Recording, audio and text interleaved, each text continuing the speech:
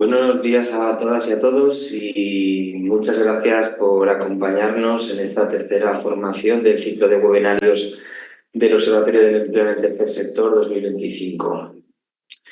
Esta sesión, como sabréis, tiene por objetivo contribuir a familiarizarnos con las estrategias clave para gestionar la diversidad en el entorno laboral, identificar políticas inclusivas y comprender el impacto que todo ello tendrá en nuestras organizaciones.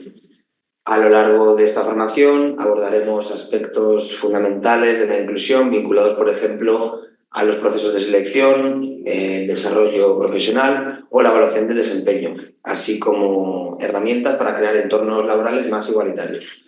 Aunque probablemente algunas ya la conoceréis porque participo también como ponente en la primera formación, esta tercera será facilitada por Andrea Martínez de Olmo, antropóloga social y cultural por la Universidad Autónoma de Madrid y máster en estudios de género por la UNED. Su trayectoria combina la experiencia directa en entidades del tercer sector, donde ha acompañado especialmente a mujeres migrantes en la frontera sur, con la consultoría en planes de igualdad y diversidad. Sus áreas de especialización abarcan desde una perspectiva interseccional las migraciones, la inclusión social, el género, las violencias machistas, los delitos violentos y los derechos humanos. Además, ha desarrollado investigaciones sobre el impacto del trabajo en el tercer sector en la vida y bienestar de las y los profesionales. Antes de dar paso a Andrea, como viene siendo una duda o un mensaje recurrente después de las formaciones, simplemente mencionaros que los materiales de todas las formaciones, tanto de esta también como de la última, estarán disponibles a partir de la finalización del ciclo, es decir, el 18 de noviembre, si no me equivoco. Y también os agradeceríamos que para en la emisión de los certificados de participación en las formaciones nos solicitaseis todos al finalizar el ciclo también, el mismo 18 de noviembre, y así os podemos mandar todos de golpe. Solamente eso. Así que nada, Andrea, te doy paso y mil gracias por asistir una vez más. Gracias, Alberto. Buenos días a todas y a todos.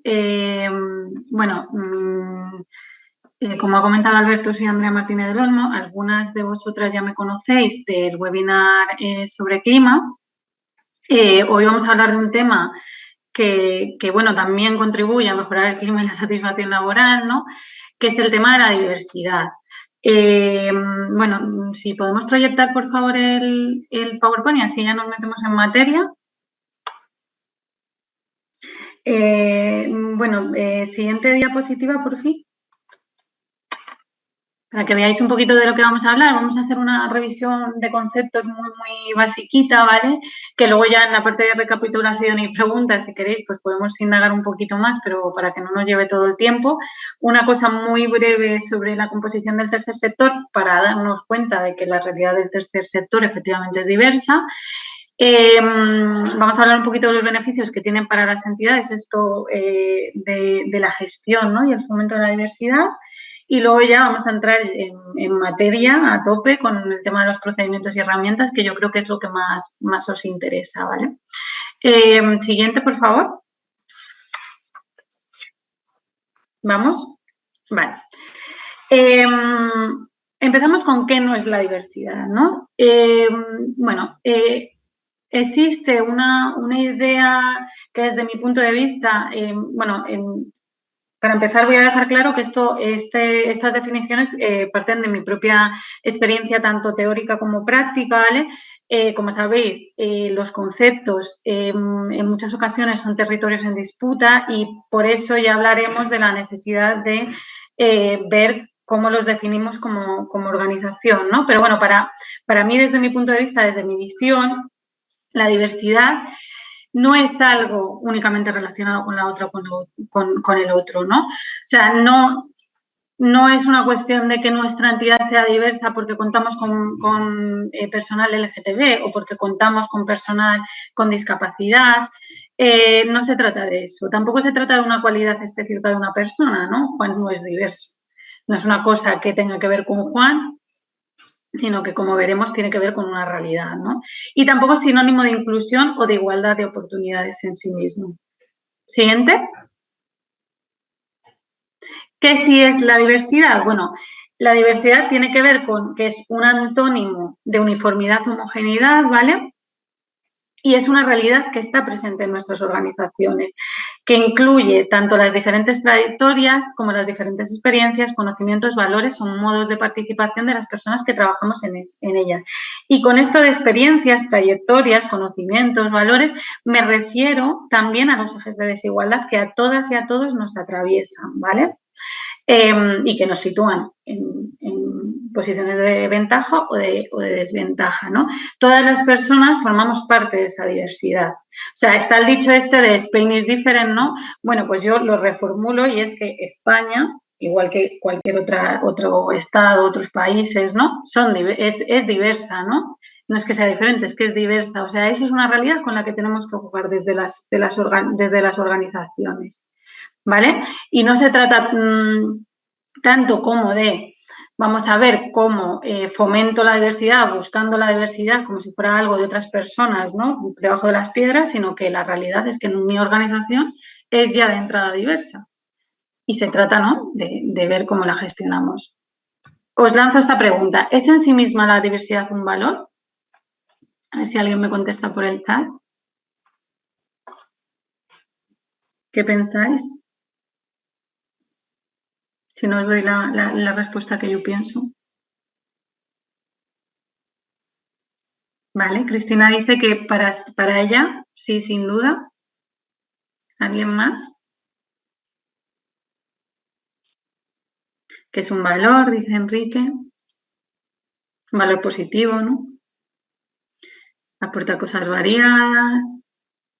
Diversidad es riqueza. Vale. Aunque tenéis en parte razón, en sí misma la diversidad yo creo que no es un valor. O sea, la diversidad es una realidad. Volvemos a lo mismo, ¿no? La diversidad es lo que hay.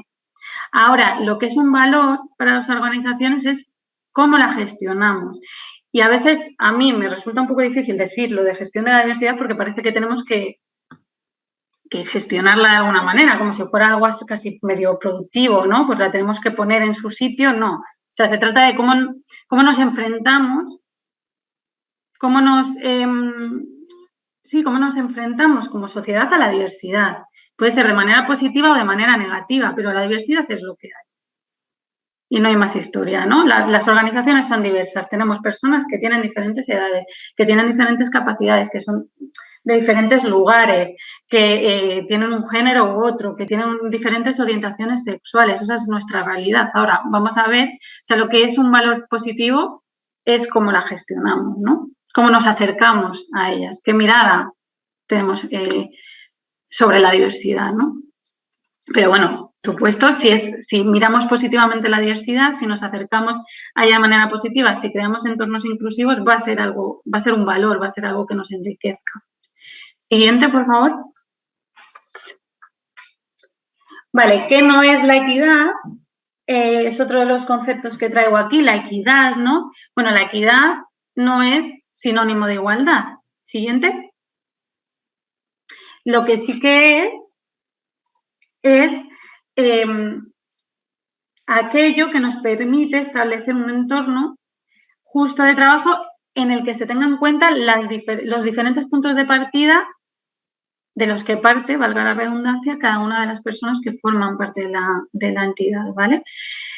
La igualdad suele implicar que partimos de la misma base. La equidad reconoce esa diversidad, esos puntos de partida diversos que están muchas veces marcados por esos ejes de desigualdad que nos atraviesan, y entonces la equidad lo reconoce y hace por que accedamos todos a las mismas oportunidades, a las mismas posibilidades de desarrollo, ¿vale?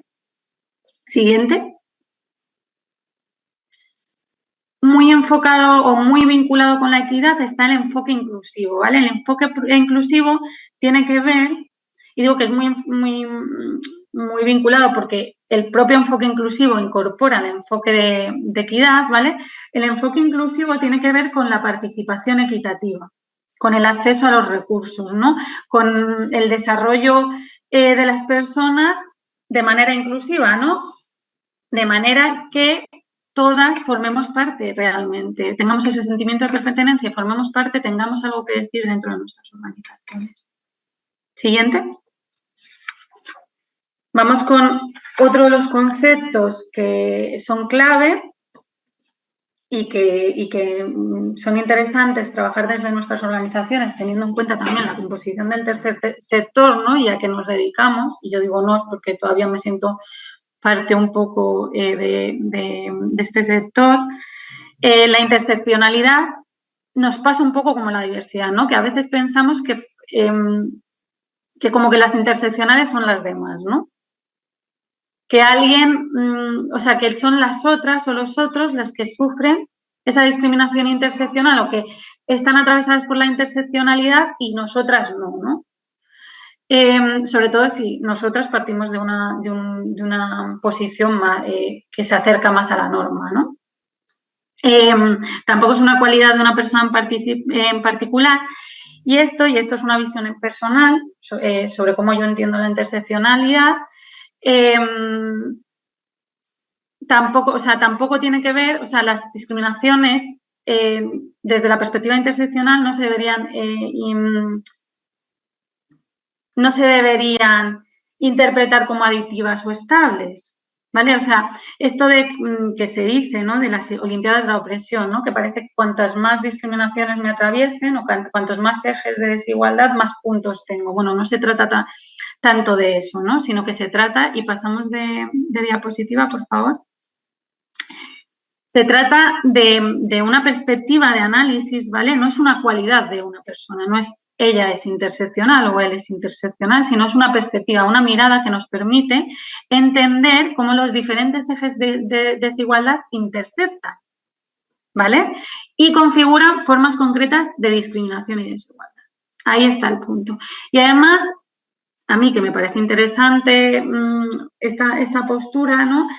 Creo que se tiene que mirar desde una posición contextual, ¿vale? Que tenga en cuenta la historia, el espacio y el tiempo en el que se desarrollan las relaciones sociales. Es decir, yo como mujer blanca estoy atravesada por una serie de ejes, ¿no? Y en momentos concretos y contextualmente puedo vivir una serie de violencias o discriminaciones y otras no. ¿Bien?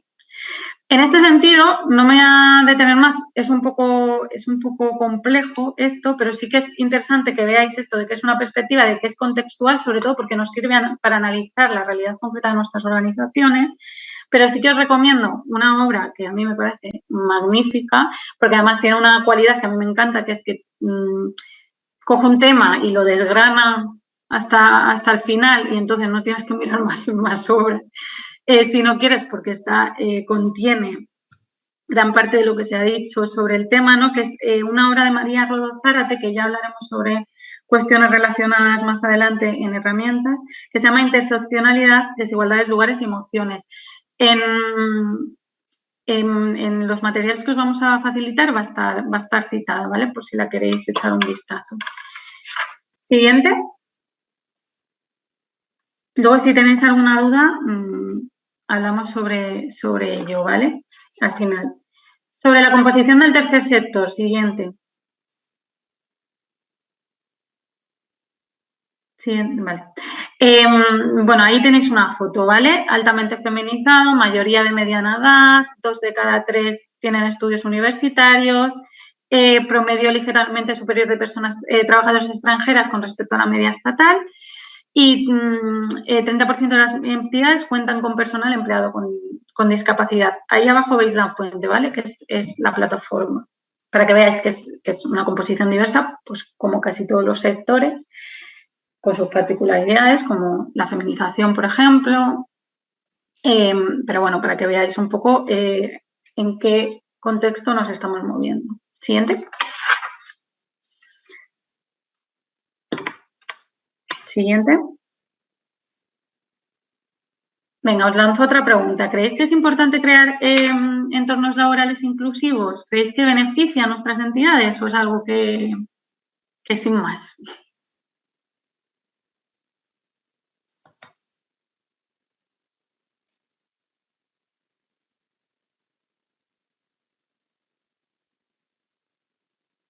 ¿Alguien se atreve?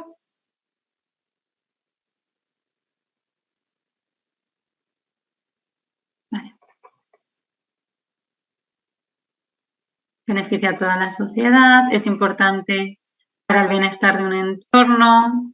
Enrique dice, creo que sí es un aporte que produce riqueza y variedad de talento. Efectivamente, tiene que ver también con esa variedad, ¿no? Con esa variedad de perspectivas para el bienestar de un entorno, dice Mario, ¿no?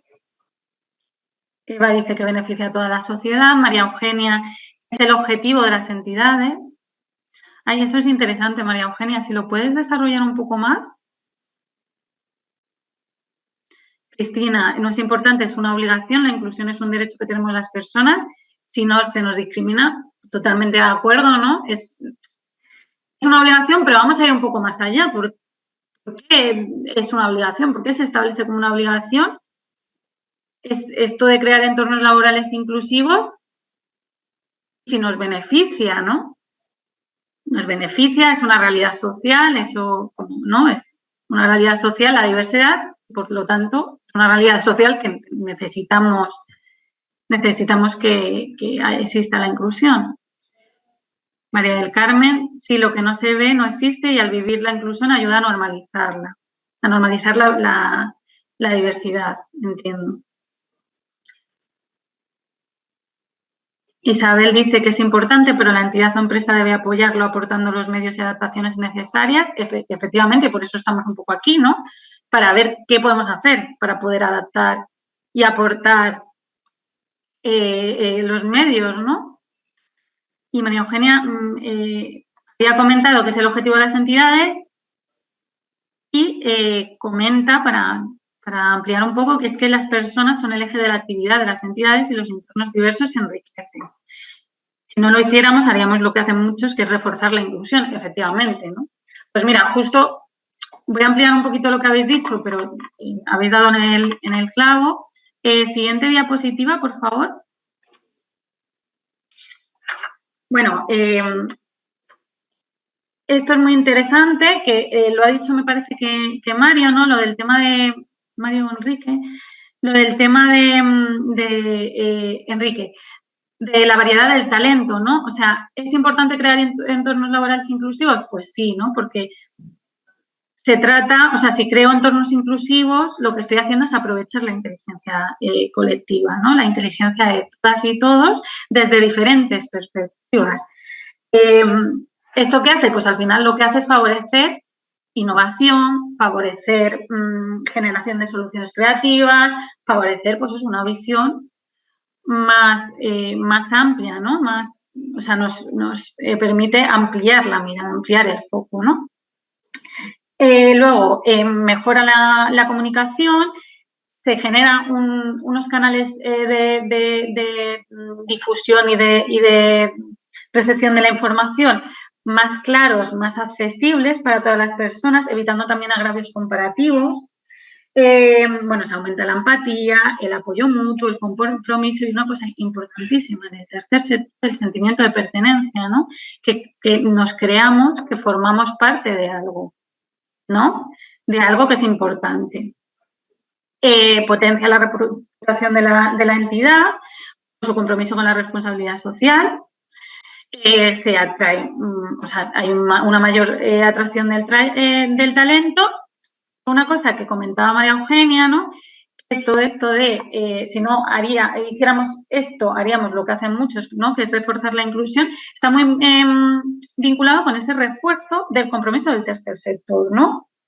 Con la cohesión social, con acabar con la exclusión, con reforzar los derechos de determinados colectivos en situación de vulnerabilidad, etcétera, etcétera, ¿no? Bueno, Mavi comentaba que las entidades del tercer sector somos ejemplo, efectivamente va por ese camino, ¿no? Efectivamente. Siguiente. Venga, vamos a ir a por los procedimientos, que yo creo que esto os puede interesar, sobre todo porque uno de ellos también es obligatorio normativamente. Siguiente. Bueno, el primero que os traigo es el Plan de Diversidad, Equidad e Inclusión. El Plan de Diversidad, Equidad e Inclusión es un procedimiento estratégico que lo que hace es estructurar los objetivos en relación de la entidad, en concreto, en relación a la diversidad, la equidad y la inclusión. ¿Y qué se hace? Pues se definen acciones concretas, los responsables, los recursos, el cronograma, los indicadores que nos sirvan para medir, ¿no?, el impacto de las acciones que llevamos a cabo, los organismos responsables de realizar el seguimiento, la evaluación, ¿no? Todo esto que nos sirve para estructurar todas las acciones en materia de diversidad, equidad e inclusión que queramos desarrollar en nuestras entidades. Y esto es interesante, ¿no? Porque hasta el momento podía ser que, hasta que se empezaron a desarrollar este tipo de planes, que las acciones, pues bueno, eran cosas como puntuales, tomábamos en consideración unos ejes, otros no los tomábamos, ¿no? Tener un plan DEI nos permite estructurar, ¿no? Yo sé que ya las que habíais visto el webinar de clima, sabéis que soy un poco pesada con el tema de sistematizar y estructurar, pero me parece importante, ¿no? Porque nos permite no dejar a la arbitrariedad todas estas acciones que al final son importantes. Vosotras mismas habéis dicho qué beneficios tiene generar entornos inclusivos. Pues bueno, tener un plan DEI nos asegura que podemos, a lo mejor asegurar es una palabra muy fuerte, pero por lo menos nos permite tener una estructura que nos dé como el impulso para trabajar en todas estas cuestiones, ¿vale? Herramientas útiles. No es lo mismo que un plan de igualdad, no es igual, ¿vale? Un plan de igualdad es que además veréis en el próximo webinar algunas cuestiones relacionadas con esto. El plan de igualdad está vinculado más a el impulso de la igualdad entre mujeres y hombres en concreto, ¿vale? Y tiene un desarrollo normativo específico, ¿vale? Además de ser obligatorio para aquellas organizaciones que tengan más de 50 personas, ¿vale? Y está desarrollado en el Real Decreto 901 y 902/2020. Esto ya lo veréis, pero no es exactamente lo mismo, ¿vale? Esto, digamos, que tiene una visión más amplia con respecto a la diversidad y no está regulado normativamente. No sé si responde a tu pregunta, Francisco. Bueno, si tienes alguna más, me dices, ¿vale? Vale, perfecto. Herramientas que nos pueden ayudar a su elaboración. Aquí os lanzo algunas, ¿vale? Esto lo tendréis en los materiales que se os van a facilitar, ¿vale? Así que no os preocupéis, pues del ILUNION, de la Universidad Miguel Hernández. Bueno, en el caso del ILUNION son como acciones específicas. En el caso de la Universidad Miguel Hernández es un ejemplo. La Fundación ADECO tienen es una serie de tendencias y claves para la gestión de la diversidad que os pueden ser útiles. Y ACCEM tiene un proyecto súper chulo que se llama Vive, que ahí tenéis mogollón de materiales, ¿vale? Que os pueden servir. Siguiente, por favor. Vale. Otro de los procedimientos que este sí que es obligatorio, ¿vale? En algunos casos, que ahora veremos cuáles. Y sí que está regulado por la normativa, en concreto por la Ley 4/2023 de Igualdad Real y Efectiva de las Personas Trans y para la Garantía de los Derechos de las Personas LGTB, y luego el Real Decreto 1026/2024, que es el que lo desarrolla reglamentariamente, ¿vale? Y esto es muy importante, porque si bien en la ley aparece citada la obligatoriedad para las entidades de más de 50 personas del plan de LGTB y su protocolo contra el acoso, es como que lo más útil, o sea, hay que leerse la ley, hay que ver qué nos está diciendo en esta materia, pero como lo más útil es el Real Decreto, ¿vale? Porque ahí nos dice cómo hay que hacerlo. Y esto es súper importante. Vale, el plan LGTB es, que no lo he dicho, o sea, es un conjunto de medidas que es muy parecido a lo que comentaba del plan DEI, que por cierto, apunte sobre el plan DEI, no puede ser eterno o no se recomienda que sea eterno, ¿vale? Os recomendamos que tenga una duración determinada, porque así nos permite medir, ¿no? Hacer una evaluación en condiciones y medir las propuestas, y luego también tened en cuenta que los planes, tanto el plan DEI como el plan LGTB, tiene que estar adaptado a vuestra realidad de la entidad, ¿no? O sea, no, si sois una entidad pequeña, no hagáis un plan súper amplio, que no lo podráis inabarcable. O sea, es mejor hacer unas pocas medidas si somos una entidad pequeña, pero que podamos abarcar y que podamos obtener resultados, que hacer una cosa esperpéntica y súper enorme, ¿no? En el caso del plan LGTB, lo mismo, también aplicaría, pero sí que está un poco más regulado, ¿vale? El plan LGTB son un conjunto de políticas, procedimientos y acciones destinadas a promover la inclusión de las personas LGTB y también, o sea, incorpora también la prevención de la discriminación por motivos LGTBI, ¿vale? O sea, está vinculado a eso. Es un plan, pues, similar a lo que podría ser el plan de igualdad, pero enfocado a la realidad LGTBI, ¿vale? Es obligatorio, vuelvo a repetir, en las entidades de más de 50 personas. Pasamos. Vale, ¿qué nos dice el Real Decreto? Que es, como os digo, la que nos marca, o sea, la normativa que nos marca lo que hay que hacer y cómo hay que hacerlo, ¿vale?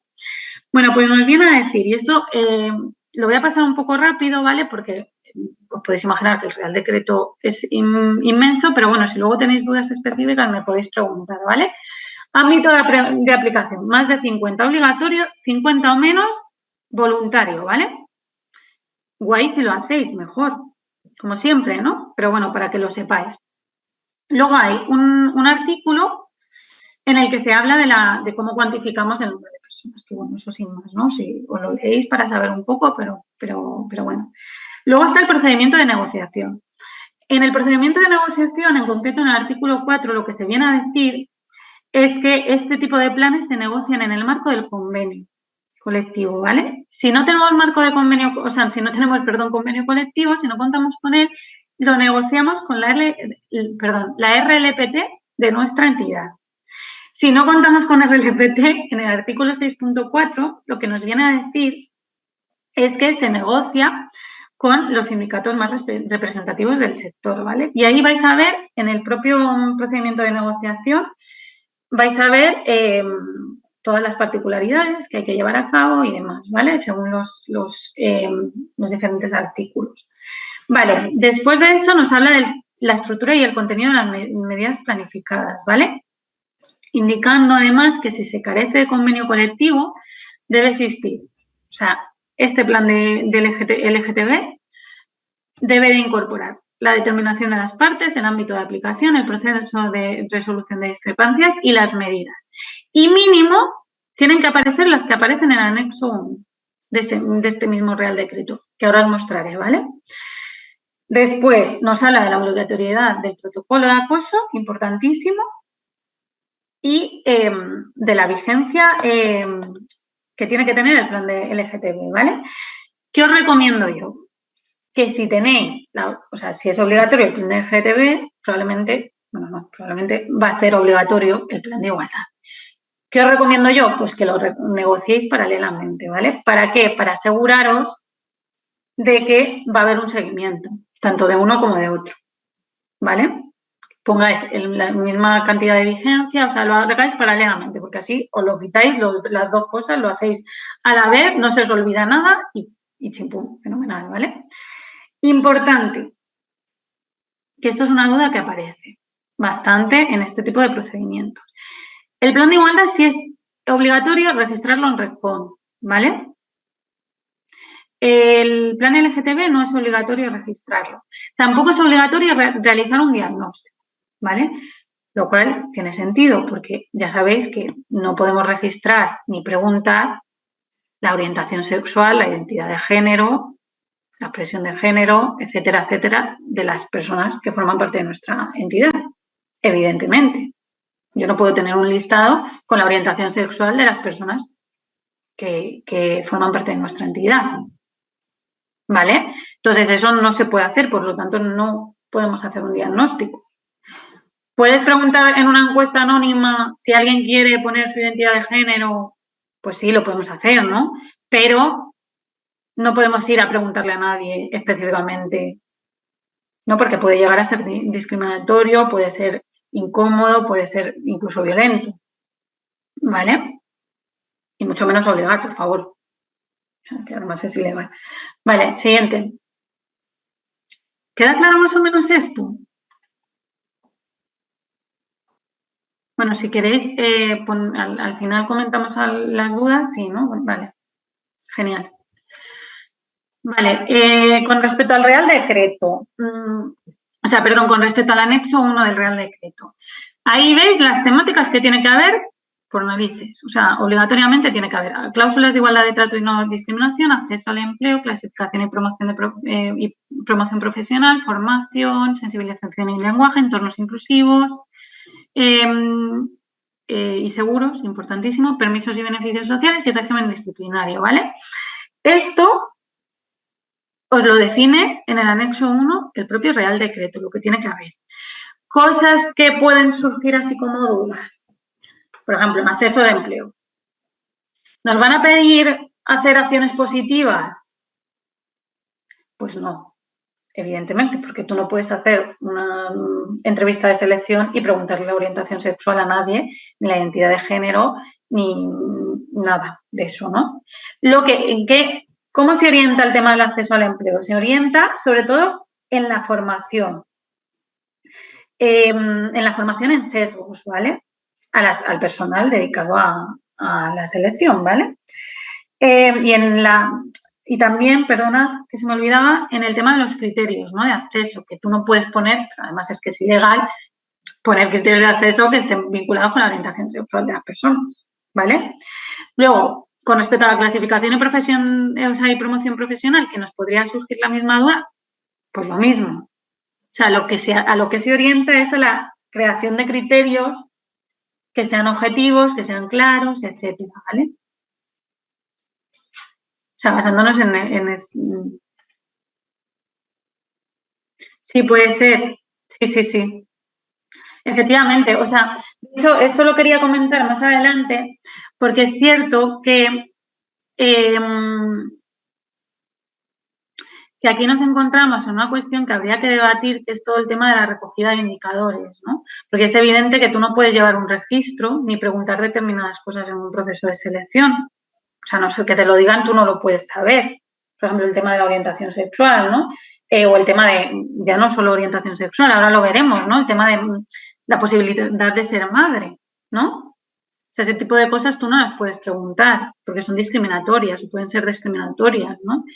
Entonces, es cierto que nos encontramos aquí en una situación un poco que da para debate también a la hora de elaborar los propios indicadores, ¿no? Entonces, sí, Alejandro, sí.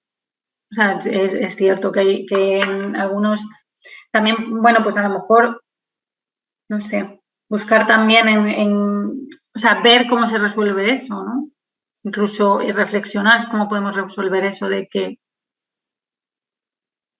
sí, por supuesto. O sea, esto no es una cuestión de que no se deban hacer acciones positivas, ¿no? La cuestión es que la persona, o sea, tú como entidad empleadora, en el proceso de selección o de promoción, si tú no tienes esa información, no puedes llevar un registro de ella. O no deberías poder llevar un registro de ella o no deberías preguntarla. Por ejemplo, pues eso, el tema de la orientación sexual, ¿no? Que forma parte del ámbito privado. Entonces ahí nos encontramos en una posición un poco complicada. O sea, desde el lugar, claro, desde el lugar de la entidad empleadora. Otra cosa es que, por supuesto, habría que hacer acciones positivas o por lo menos habría que fomentar la participación en igualdad de condiciones y en igualdad de oportunidades de todo colectivo que se encuentre en situación de vulnerabilidad. Bueno, más bien de vulnerabilidad, no, perdón. Que esté atravesado por ejes de discriminación que históricamente le hayan impedido participar de manera igualitaria, ¿no? En determinados espacios. Ahí está claro, ¿no? Vale, seguimos, si os parece. Vale, con respecto al protocolo contra el acoso, el anexo 2 también tiene una serie de partes, ¿no? Que nos recomiendan de alguna manera cómo podemos elaborarlo, ¿vale? De todas maneras, yo os voy a dar algunos tips que me parecen útiles, que a lo mejor os pueden servir. Continuamos.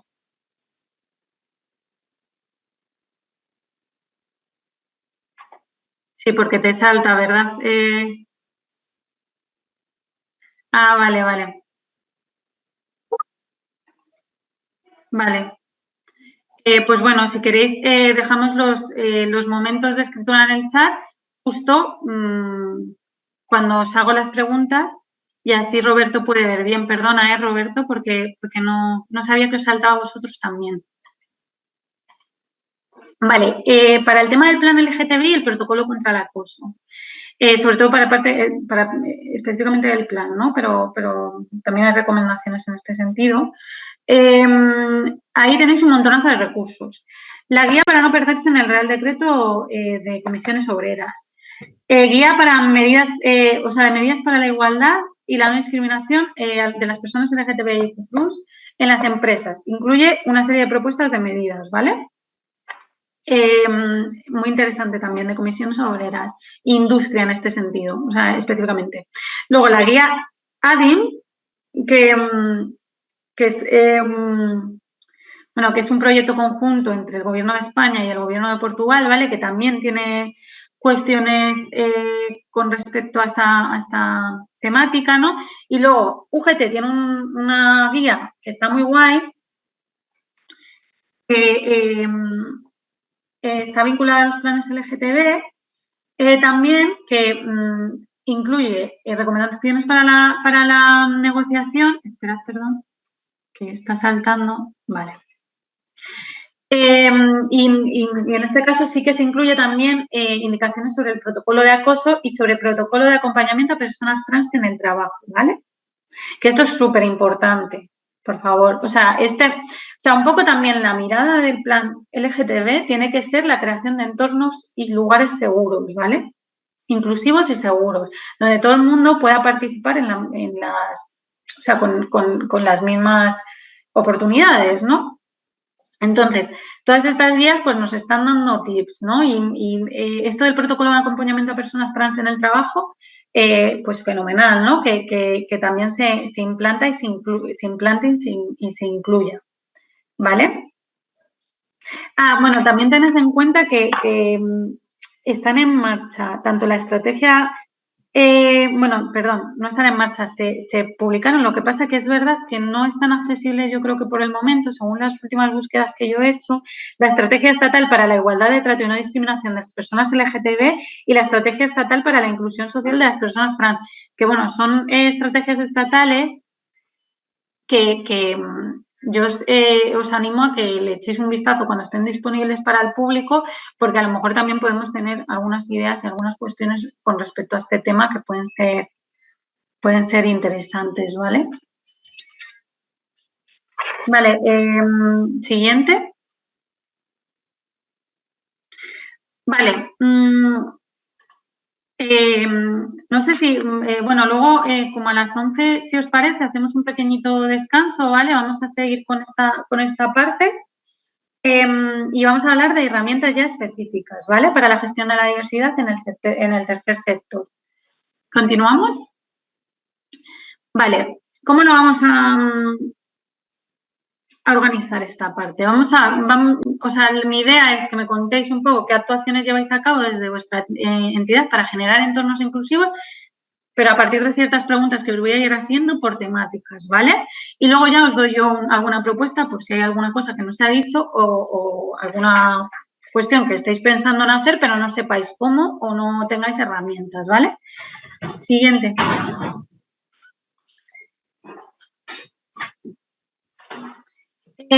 Vale, ¿qué actuaciones realizáis en materia de reclutamiento y selección del personal?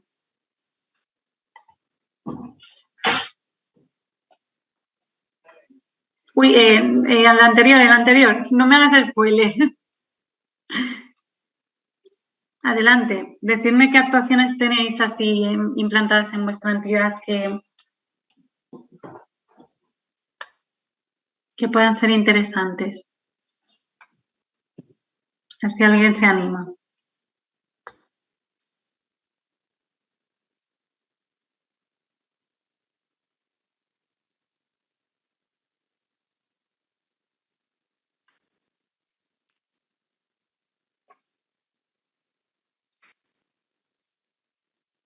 O ya os voy a dar yo ideas, pero sí que me gustaría pues ver si vosotras tenéis alguna cosa ahí. A ver.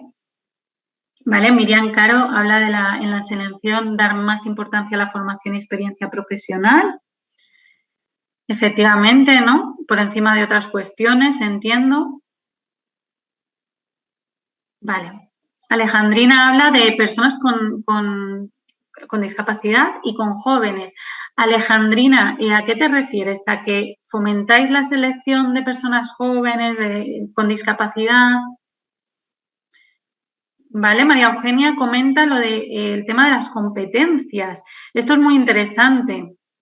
Y el no poner datos, ¿no? O sea, elaborar, entiendo. Sí, realizar un tipo de preguntas que estén más centradas en el tema de las competencias y eliminar, hacer una especie de currículum ciego, que esto también hay que debatirlo, ¿no? Porque, bueno, también el currículum ciego, ¿no? Tiene sus inconvenientes a la hora de poder hacer acciones a lo mejor positivas para contratar a personal joven, ¿no? Pero bueno, es muy interesante que, sobre todo, el tema de centrarlo en competencias, ¿no? O en criterios, llamemos objetivos, ¿no? Que luego habría que pensar y os voy a dar unos tips con respecto a eso, pero bueno. Vale, Alejandrina me confirma que es efectivamente en el tema de los procesos de selección. Vuelve a salir lo del currículum ciego, que está bien, pero es cierto que hay veces que puede limitarnos a la hora de hacer determinadas acciones positivas cuando vemos que en nuestra entidad, ahora lo veremos, pues el tema, por ejemplo, de la feminización de los espacios o de los puestos de cuidados, pues a lo mejor si hacemos currículum ciego, pues evitamos que accedan hombres, ¿no? O en los puestos de liderazgo que mayoritariamente están ocupados por hombres en el tercer sector, pues que accedan mujeres, ¿no? ¿Alguna cosilla más?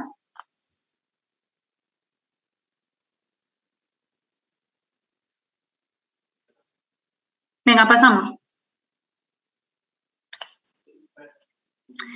Vale, ¿qué os recomiendo yo? Dejo aquí abierto el chat por si me seguís dando ideas. Bueno, en primer lugar, el tema de la formación de las personas encargadas de la selección en sesgos y discriminación estructural, ¿vale? También, importantísimo, perspectiva interseccional, ¿vale? Si podemos encontrar ese tipo de formaciones que nos permitan incorporar esa mirada interseccional, ¿no? También es muy, muy, muy interesante. En este sentido, os diría que la Fundación Diversidad tiene una formación que, como una primera formación que es de sesgos inconscientes, ¿vale? Que está muy vinculada al tema de conocer qué son y cómo nos afectan, que puede ser muy interesante para aquellas profesionales que se dediquen al tema de la selección, ¿vale? Además, esto todo os lo voy a pasar, ¿vale? Cuentan también con un seminario web gratuito y con un curso gratuito que sí que habría que, o sea, tenéis que acceder a la web para solicitarlo, ¿vale? Pero bueno, que ellos tienen como varias opciones para tratar este tema de los sesgos, que yo creo que es importante porque, evidentemente, para no poder, o sea, para que haya una selección que no sea discriminatoria, las personas que seleccionan tienen que estar formadas, ¿no? En estas cuestiones de interseccionalidad, de sesgos de discriminación y además yo apoyaría también en el tema de lo contextual, ¿no? Entender cuál es la situación de mi organización, dónde se sitúa mi organización también y cuáles son los colectivos infrarrepresentados. Todas estas cuestiones es importante tenerlas en cuenta, ¿no? También para ver sobre qué nos necesitamos formar, ¿no? Luego, tema de redacción de descripciones de puestos inclusivas y transparentes, ¿vale? Los puestos tienen que tener criterios inclusivos y criterios objetivos también y transparentes para que los procesos de selección sean lo más equitativos posibles, ¿vale? O sea, exista una igualdad de oportunidades real, es decir, eliminar pues todo esto que tiene que ver con cuestiones, digamos, que podrían ser subjetivas o valoraciones que podrían ser subjetivas con respecto a las habilidades que necesita el puesto o con respecto al nivel de formación, por ejemplo, o con respecto a valorar más un tipo de formación que realmente no es útil para el puesto, pero que lo valoramos por una serie de sesgos, ¿no? que tenemos de manera inconsciente y no estamos valorando otras cuestiones que no tienen que ver con la formación que a lo mejor sí que son importantes para el puesto, por ejemplo, temas de habilidades sociales. Una herramienta guay para poder hacer esto, la herramienta de la valoración de puestos de trabajo del Instituto de las Mujeres, ¿vale? Esta herramienta, si bien en un principio está pensada para el plan de igualdad, nos puede servir como base, ¿vale? Porque al final estamos valorando objetivamente los puestos. Es simplemente, a la hora de valorar, intentar incorporar una visión más interseccional, ¿vale? Luego, otra cuestión que nos parece interesante, promoción activa de las vacantes en redes, portales y eventos que lleguen a colectivos diversos. ¿Y con eso a qué nos referimos? Pues, por ejemplo, a entidades que trabajan con personas migrantes, por ejemplo, a entidades que trabajan con mujeres, con personas con discapacidad, a universidades, ¿no? Vamos a promocionar nuestra entidad en universidades o en FPs, por ejemplo, para que la juventud sepa que existimos y que pueden trabajar con nosotros, ¿no? O sea, todo eso pues, puede ser una buena manera de atraer talento diverso. Luego, la garantía de accesibilidad en el proceso de selección, importantísimo. ¿Por qué? Pues evidentemente para que todas podamos participar de ese proceso, ¿no? Pues intérpretes de lengua de signos si se necesitan, en otros idiomas si se necesitan, sistemas alternativos para personas con discapacidad visual o motriz, entrevistas en lugares accesibles, pues todo esto, ¿no? Que garantice que las personas puedan participar, ¿no? Por otro lado, establecimiento, o sea, es importante dentro de las posibilidades, y volvemos a lo mismo que hablábamos antes de la dificultad de saber determinados datos personales de las candidatas y de los candidatos, y aparte la imposibilidad de preguntarlo, ¿no?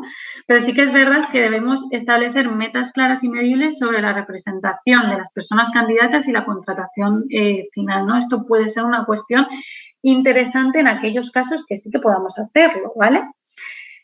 Y además, este tipo de indicadores, digamos, tienen que ser adaptados a la realidad social del tercer sector y en concreto de nuestra entidad. Esto lo hablábamos antes, ¿no? En el caso del tercer sector ya hemos visto que es un sector altamente feminizado, pero además es altamente feminizado en determinados puestos, sobre todo en los puestos de cuidados, ¿vale? Ya sabemos, en la división de los roles de género, como las mujeres pues han sido, y especialmente determinados grupos, han sido relegadas a determinadas posiciones de cuidado y eso hace que eso se ve reflejado en la composición del tercer sector. Fenomenal. Pues entonces, ¿qué tendré que buscar? Pues a lo mejor tengo que hacer una promoción activa de ese tipo de vacantes en chicos, ¿no? Vamos a animar a los chicos a que ocupen esos y a los hombres a que ocupen esos espacios que habitualmente han estado feminizados, ¿vale? Otra cuestión que es interesante, y esto a mí me parece imprescindible, valorar cuestiones que van más allá de la experiencia y la formación, que lo estaba comentando también en la redacción de descripción de puestos inclusivos y transparentes. Es importantísimo el tema de valorar cuestiones más allá de la experiencia y la formación, o sea, cuestiones no formales, que pueden ser, por ejemplo, el voluntariado, ¿no? El tema del voluntariado, que además es mayoritariamente femenino, ¿vale? Un 63,8% según la plataforma de ONG de acción social. Entonces, esto hay que tenerlo en cuenta, ¿no? Muchas mujeres pues empiezan su trayectoria a través del voluntariado. Temas de proyectos personales, blogs, activismo en redes sociales, por ejemplo, es un valor que también se puede tener en cuenta a la hora de seleccionar a la gente. Formación complementaria, la lectura, personal, ¿no? Pues me he formado o sea, de manera autodidacta en temas de interseccionalidad o en temas de migraciones o en temas de, ¿no? Eso también hay que valorarlo. No es tanto, bueno, pues es que yo tengo un máster en estudios de género o tengo un máster en tal, sino, bueno, encima es que yo me formo o me he formado de manera autodidacta en esto. También, pues talleres, certificaciones de cursos, ¿no? Pues todo esto. Luego, actividades extracurriculares, digamos, ¿no? Pues participar en determinados clubs, en determinadas actividades deportivas, en determinadas entidades o redes de activismo, ¿no? Que forma parte de mi vida, digamos, de fuera de lo profesional, pero que también es interesante valorarlo y más en nuestro sector, que gran parte de las actividades que hacemos están vinculadas con cuestiones relacionadas con el activismo, relacionadas con el ocio y el tiempo libre, relacionadas con la formación, ¿no? Entonces, todo eso es interesante. Luego, muy vinculado con esto, pues solicitar requisitos que sean únicamente y exclusivamente imprescindibles para el puesto, ¿vale? ¿Esto qué implica? Que si no es necesario, no incluyamos habilidades que por razón de género, por razón de edad, por razón de capacidades, de acceso a formación, de idioma, no se puedan tener. O sea, vamos a intentar hacer un procedimiento, puede ser más exhaustivo o menos exhaustivo, pero que sea riguroso en esto de intentar objetivizar al máximo este proceso de selección, ¿vale? Y de reclutamiento. De tal manera que en ningún caso estemos viendo que yo estoy poniendo una serie de sesgos, no estoy pidiendo una habilidad que realmente no es imprescindible para el puesto y que solo pueden tener un tipo específico de sujetos, ¿vale? Y luego, las entrevistas estructuradas a través de un guión con preguntas estandarizadas y previamente construidas, que está un poco en la misma línea. Aquí nada más advertir que no se pueden preguntar cuestiones que tengan que ver con la orientación sexual, la identidad de género, las creencias religiosas, el peso, la salud, la posibilidad de maternidad o paternidad. Todo esto ya sabéis que no se puede preguntar, ¿vale? Entonces, hay que tenerlo en cuenta. Vale, ¿alguna pregunta hasta aquí? ¿Alguna cosa que queráis que maticemos, que queráis que añadamos?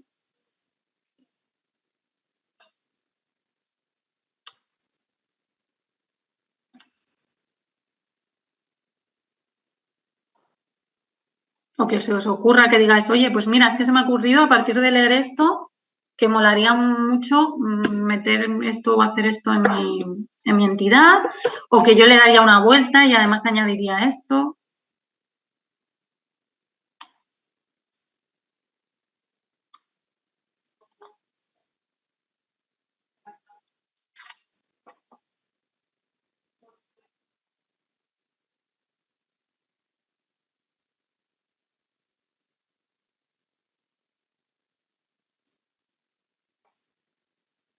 ¿No? ¿Lo dejamos aquí? Vale, pues si os parece, hacemos un descansín de 5 minutos y ya pasamos a la siguiente, ¿vale?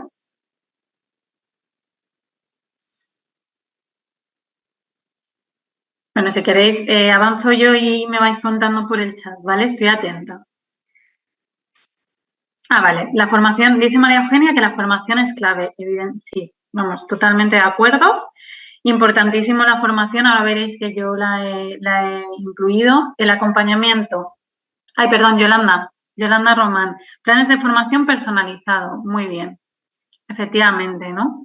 Personalizados, entiendo, a las experiencias y capacidades, vivencias de cada una de las personas que forman parte de nuestra entidad. María Eugenia, el acompañamiento, ¿a qué te refieres? Si puedes concretar un poquito más. Si podéis darle para atrás en el... Gracias, así no distraemos. Vale, María Isabel, publicar ofertas en la intranet para promoción interna, muy buena esa. Sí, efectivamente, es una de las que traigo a ofrecer también para que la charlemos. Efectivamente, priorizar la promoción interna, conciliación y flexibilidad sobre todo, sí, sobre todo en el tema de retención del talento, es importantísima la conciliación y la flexibilidad. Ya hablamos en el webinar de clima sobre esto, ¿no?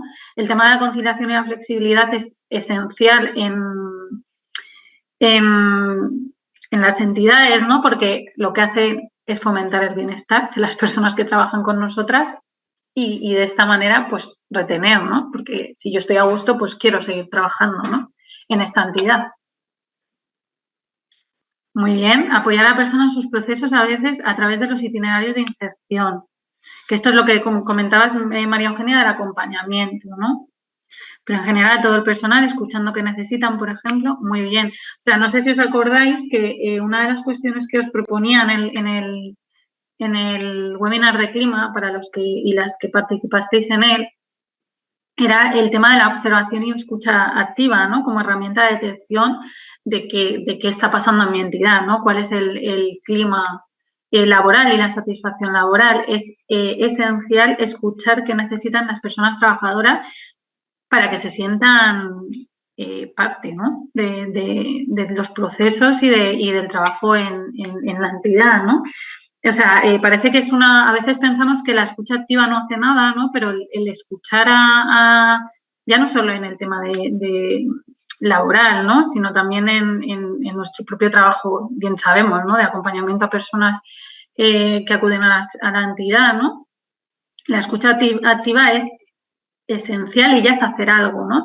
Y en este caso, en el terreno laboral, ese hacer algo tiene que ver con el sentirte parte de, ¿no? Hacer que la gente se sienta parte. Cuando escuchamos activamente, hacemos sentir parte de la entidad a las personas que trabajan con nosotras y además nos permite detectar qué necesidades tienen y apoyarles en esas necesidades, ¿no?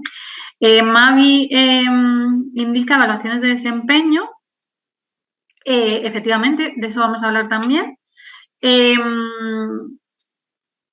Vale, vincularlo a proyectos externos e investigaciones, redes y talento, compartido con otras entidades. ¿A qué te refieres exactamente, Francisco? Que esto no lo he entendido muy bien. Es que no sé si has hablado antes y has comentado, no. ¿Me lo puedes explicar un poco más, por fin? Bueno, en general lo que estáis diciendo es súper, súper interesante. Vamos a hablar de ello.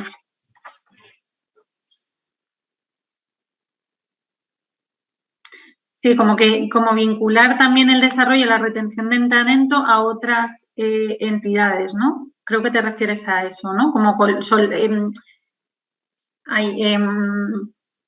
lo diré, como compartir, ¿no? En ese sentido, como aprendizaje también.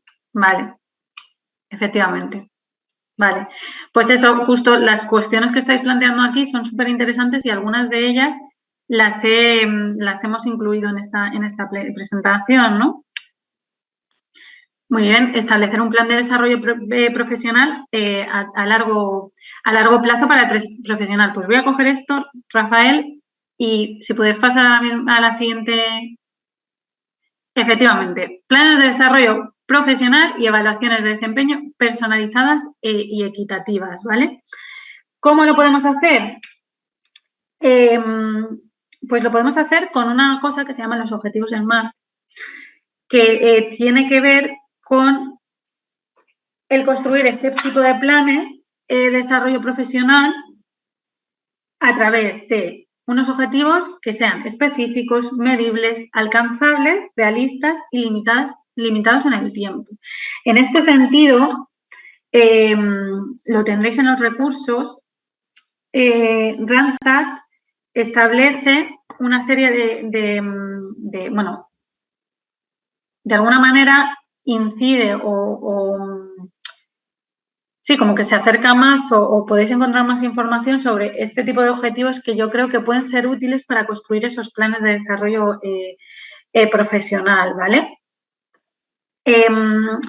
Más abajo veis que también os proponemos lo del tema de los sistemas de evaluación de desempeño justos. Ya en el webinar de clima, aunque está un poquito desactualizada, pero me parece que es útil, os proponía la guía de claves para la gestión de personas en entidades no lucrativas que incluía un sistema de evaluación de desempeño que podía ser interesante porque incorpora criterios, objetivos transparentes y basados en resultados observables, ¿no? Evitando el tema de los sesgos, que al final es lo que nos puede limitar de alguna manera en este sentido, ¿vale? Luego, otra de las cuestiones que habéis comentado es el tema de las candidaturas internas, ¿vale?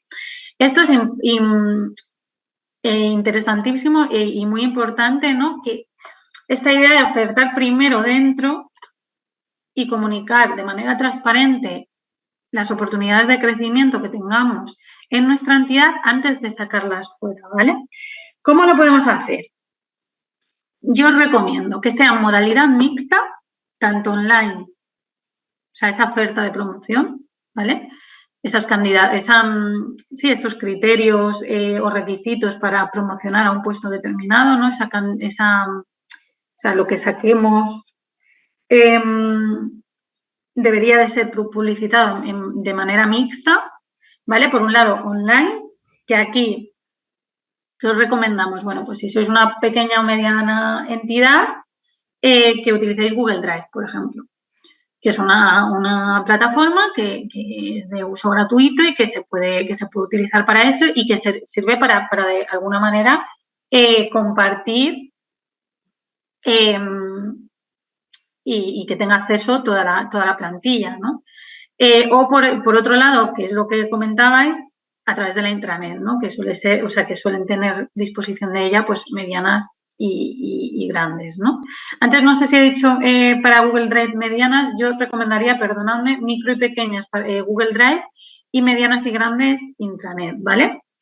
Y luego, por otro lado, también es interesante que exista la opción de publicitarlo en físico, ¿vale? En tablones de anuncio, como la vieja usanza, ¿no? También para que todo el tema de la brecha digital o la imposibilidad de acceso por motivos de conciliación, porque no nos da tiempo, porque tenemos que atender urgentemente a estas personas y no podemos hacer caso o revisar de la manera que quisiéramos el tema de la intranet o del Google Drive, pues bueno, pues si lo podemos de alguna manera utilizar algún tipo de publicidad, o sea, de mecanismo de publicidad físico, pues bueno, también está bien, ¿no?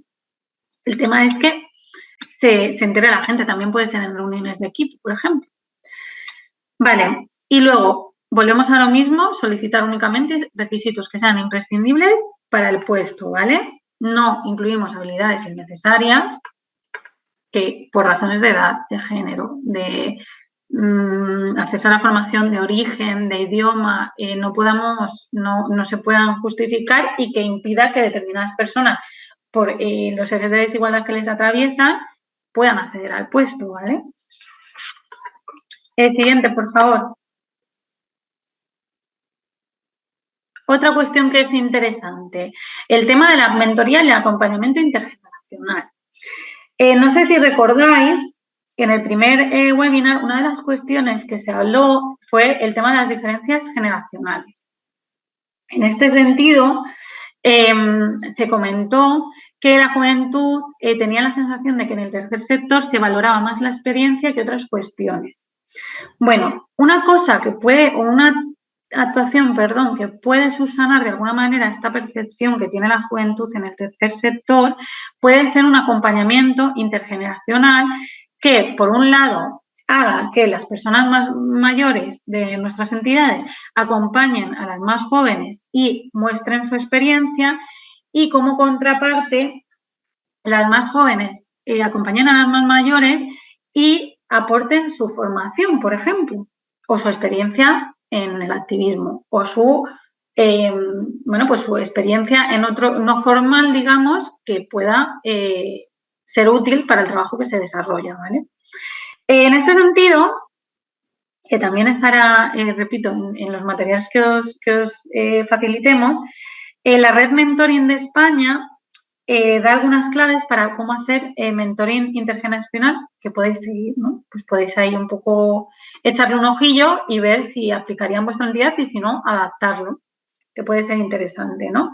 Luego, el tema de la evaluación de la cultura organizacional. Esto es importante, la percepción de las personas con respecto a si nuestro entorno laboral es inclusivo o no, si nuestra entidad está haciendo lo posible porque la promoción y el desarrollo profesional sea una oportunidad para todas y todos, ¿no? Todo esto lo podemos hacer mediante encuestas de clima, mediante entrevistas semiestructuradas, mediante grupos focales, mediante el buzón de sugerencias, ¿no? Que nos vayan diciendo qué barreras se están detectando y qué experiencias de exclusión se están experimentando en nuestra entidad. Si queréis, de todas maneras, ya sabéis que en el primer webinar las personas que participasteis, y si no, pues las que no participasteis, ya lo vais a saber, hay ejemplos de entrevistas, hay ejemplos de grupos focales, hay ejemplos, ¿no? Para que os pueda servir como... Están orientados al tema del clima, pero yo creo que os puede servir para tenerlo como ejemplo y adaptarlo, ¿vale? Luego, el tema de la capacitación a las personas que evalúan el desempeño en sesgos y en discriminación estructural, que ya lo ha comentado la compañera, importantísimo que incorporen la mirada interseccional. Esto os lo recomiendo porque muchas veces hay situaciones que suceden en el entorno laboral que si no está incorporada esa mirada interseccionalidad, esa mirada interseccional, no se entienden, ¿vale? O sea, hay experiencias de discriminación que si no incorporamos esa mirada no las vamos a entender. Y por lo tanto, probablemente si no las entendemos, las actuaciones correctoras que apliquemos no serán útiles. Porque no responderán a la experiencia real de las personas con las que trabajan con nosotras. ¿Vale? Por otro lado, el tema de la flexibilización, que eso no habéis hablado, el tema de la conciliación, importantísimo. Flexibilización de las condiciones laborales, teletrabajo, horarios adaptados, licencias ampliadas, en fin, todas estas cosas que ya hablamos en su momento y que se va a tratar también en el próximo webinar. Tened en cuenta que más de la mitad de las mujeres y la mitad de los hombres del tercer sector, ya hablamos en el primer webinar, que experimentan cansancio a menudo, siempre después de la jornada laboral.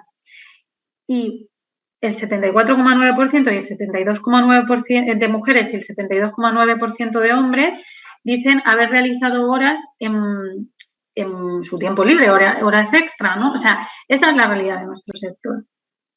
¿Vale? Es un sector en el que, de manera general, muchas veces las personas están cansadas, ¿no? Y necesitan esa flexibilidad, porque, bueno, pues, todas las que trabajamos o hemos trabajado en algún momento en este sector sabemos las exigencias que tienen, ¿no? También un poco exigencias derivadas de en qué estamos trabajando, ¿no? Que están muy vinculadas a la desigualdad, las situaciones de vulnerabilidad, pues todo esto conlleva un esfuerzo bastante grande, ¿no? Pues es importante que haya una flexibilización de las condiciones y una mejora en la medida de lo posible. Esa mejora puede ir acompañada de ajustar salarios, ya lo hablamos, ¿no? En su momento, de promover la contratación indefinida. Ya hablamos también que mayor parte de la jornada parcial es involuntaria, pues bueno, intentar subsanar esta situación, bueno, pues todas estas cosas que yo creo que son interesantes. Y luego, reconocimiento, que también se habló en clima, pero bueno, recordamos, y valoración de las contribuciones de toda la plantilla. Esto retiene el talento. Si yo me siento valorada, si yo siento reconocimiento hacia mi trabajo, es bastante más probable que me quede. ¿A través de qué? Pues bueno, en las reuniones podemos valorarlo, ¿no? Con incentivos específicos como días libres, acceso a formaciones, acceso a proyectos que resulten de interés para la persona, ¿no? Pues es que a mí me encantaría trabajar en este proyecto de acompañamiento a personas o a mujeres con discapacidad porque es una cosa que me interesa muchísimo. Pues, jolín, si yo me estoy currando al trabajo, pues que haya ese reconocimiento y esa valoración, ¿no? Y luego también a través de comunicaciones individualizadas. Vale, pasamos. Si tenéis algo que comentar, con toda la tranquilidad, me contáis en el chat. Ahora, ¿qué actuaciones realizáis en materia de formación y desarrollo profesional?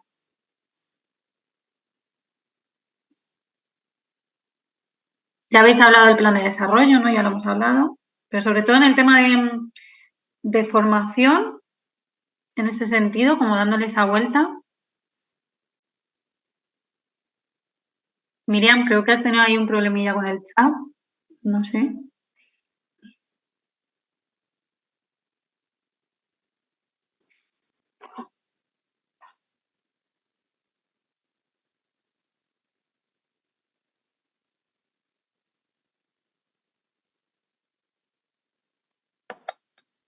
A ver si tenéis alguna, no sé qué tipo de formaciones realizáis habitualmente o se...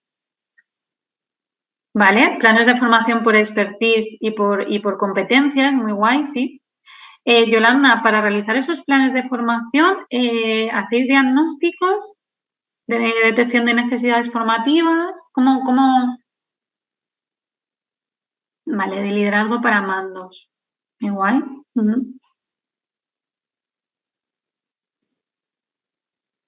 Vale, el plan de formación anual que se elabora justo, Alejandrina comenta que se elabora con un diagnóstico de necesidades. Muy guay. Fontaneda Salomé dice que recogen las necesidades formativas a través de evaluaciones y de conversaciones. Guay. Vale. Yolanda comenta que le he preguntado si hacían algún diagnóstico, que normalmente se reúne con los directores y se trasladan las necesidades y con la evaluación, ¿no? Vale.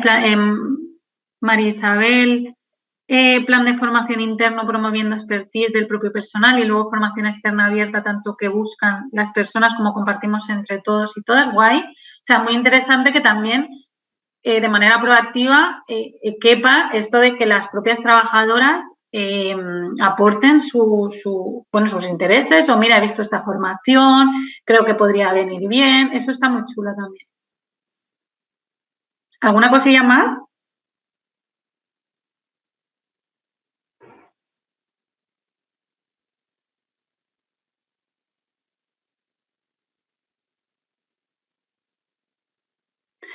Sobre todo, o sea, lo que comparten también las compañeras de Marisabel es sobre todo desde el enfoque, ¿no? Pues el tema de la salud mental, muy guay, muy interesante además, importante, ¿eh? Sí, en plan, pues a lo mejor a mí como psicóloga me parece muy interesante que tratemos o abordemos esta cuestión en alguna formación. Pues mira, vamos a buscar en torno a este enfoque. Sí, muy interesante. Vale, pues voy a si no hay ninguna cosilla más, de todas maneras, irme escribiendo y yo lo voy leyendo, ¿vale? Que tengo el chat abierto. Siguiente. Vale, ya habéis hablado del diagnóstico de necesidades formativas que contemple la diversidad de los equipos en la medida que podamos, ¿no? Si no, siempre partimos de la base de que nuestros equipos son diversos, porque como hemos dicho, España es diversa y la realidad de nuestro sector es diverso. Entonces, siempre vamos a partir de la base de que la población que forma parte de nuestra plantilla siempre va a ser diversa, ¿vale? Entonces, a partir de ahí, pues hacemos ese diagnóstico, ¿no? Tened en cuenta que ya se habló en el webinar de clima, recordamos que el porcentaje de entidades que imparten formación es mayor que el porcentaje de personas que dicen haberla recibido.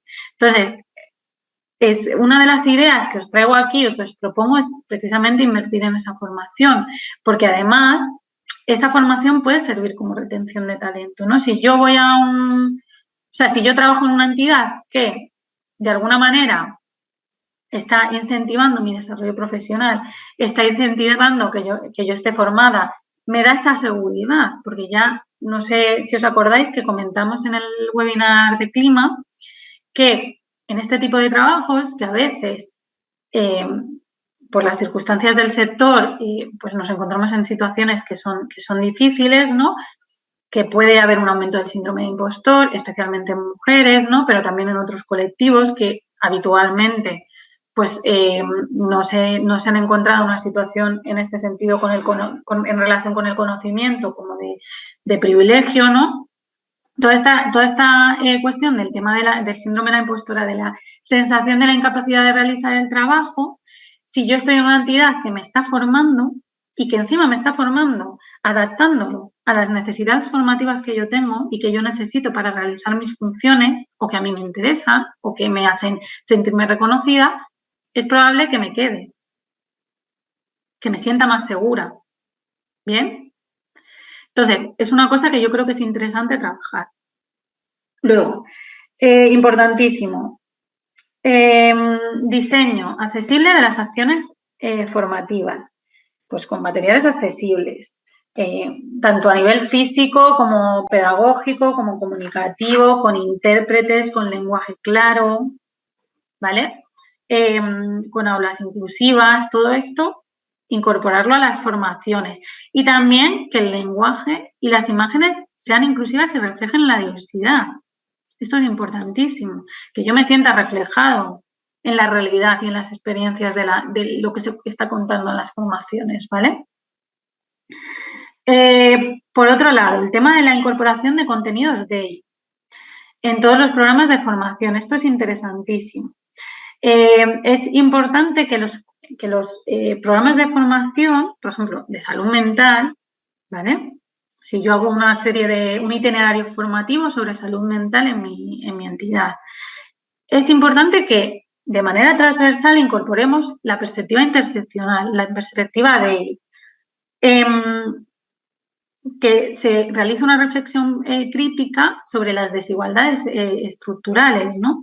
Que nos permita ver desde una forma, pues eso, con una mirada interseccional, con una mirada holística, las cuestiones que se estén tratando en la formación. Esto es importante porque además nos va a servir a la hora o sea, es indispensable para nuestro trabajo. Y esto bien lo sabemos, ¿no? Porque trabajamos con personas. ¿Qué os recomiendo? En algunas ocasiones, sobre todo en las entidades micro y en las entidades pequeñas, el tema de la formación pues se nos hace más complicado, porque la formación pues, cuesta dinero, ¿no? Y hay veces que no podemos permitirnos, por la naturaleza de financiación del tercer sector, pues costearnos formaciones de cierto tipo o no encontramos o lo que sea, ¿no? Pero lo que es cierto es que muchas de nosotras contamos con personal que está formado, ¿vale? Y que tiene esa formación, esa perspectiva interseccional incorporada en la propia formación, ¿no? Que puede permitir que se produzcan estas formaciones con el propio personal de la entidad. ¿Qué os propongo? A lo mejor es interesante que se lleven a cabo intercambios formativos, ¿no? O sea, estamos hablando de un sector que está altamente formado, ¿vale? Entonces, a lo mejor es interesante pues que entre nosotras nos vayamos formando, ¿no? En determinadas cosas que a lo mejor necesitamos, ¿no? Y que como decía, pues pueden servir para sentirnos más seguras a la hora de realizar el trabajo, paliar un poco el síndrome de la impostora. Ahora, si se decide esto, es importantísimo que la preparación toda formación, sabéis que lleva una preparación, pues es importante que esa preparación se haga dentro del horario laboral y que se reconozca el trabajo hecho por parte de la persona que lo realice, ¿no? Por parte de la persona trabajadora. O sea, nunca jamás que esto se realice fuera del horario laboral. Si no podemos en el horario laboral porque el horario laboral nos da para lo que nos da, pues si por algún casual se tiene que alargar la jornada, que haya una compensación de horas, ya sea económica o por horas en la jornada laboral, ¿no? Cuando se pueda. O sea, todo eso tiene que estar compensado, porque si yo tengo que preparar una formación y aunque me haga mucha ilusión, me tengo que tirar 3 horas de mi jornada laboral extra sin ningún tipo de compensación, pues bueno, las gallinas que entran por las que salen, ¿no? Pues al final vamos a estar igual.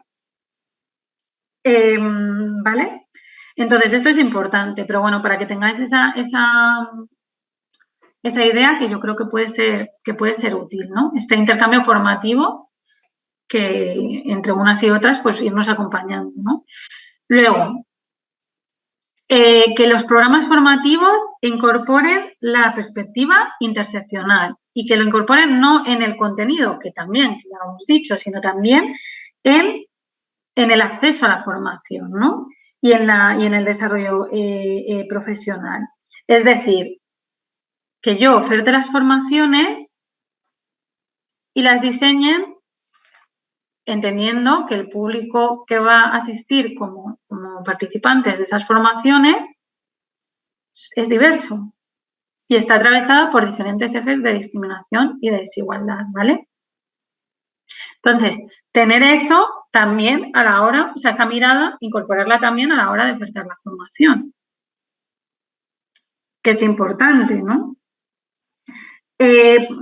Otra cuestión, promover la conciliación y la corresponsabilidad a través de impartir las formaciones en horario laboral y facilitando que sean mixtas. Una buena idea sería, ¿no? En el sentido de que, bueno, pues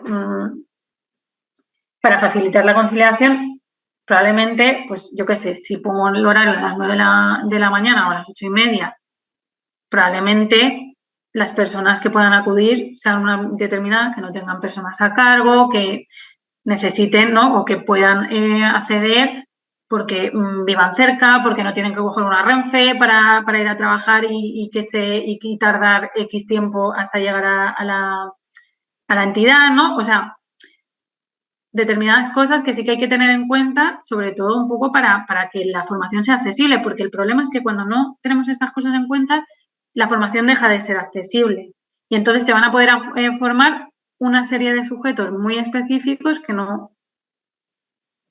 probablemente no respondan a la realidad de toda la organización. Y luego, por último, yo creo que la evaluación periódica de los programas formativos es interesante. En este sentido, sí que os recomendamos que haya preguntas que incorporen la voz de las personas participantes en las formaciones. De tal manera que podamos, de cara, porque al final esto es ensayo y error, ¿vale? Entonces, hago una evaluación formativa que me permite saber cuáles son las dificultades, obstáculos y las cuestiones positivas que se han identificado por las personas usuarias en esa formación.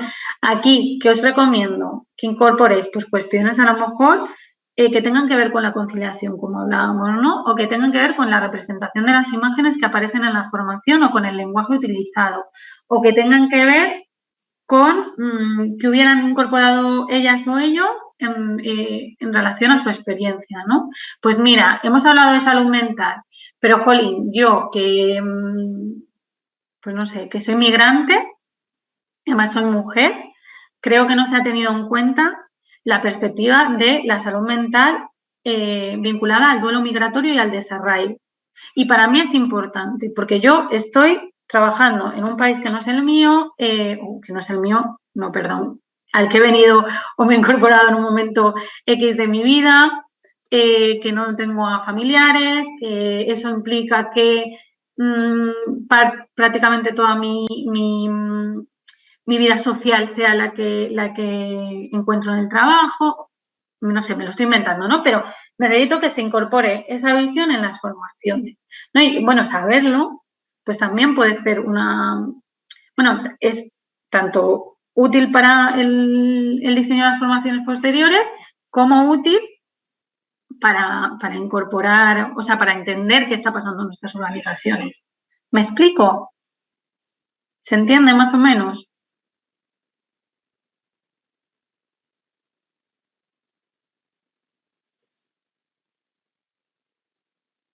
¿Se atreven a hacerme alguna? ¿Sí? Vale, genial. Si tenéis alguna pregunta, por favor, ya sabéis. Seguimos. Gracias.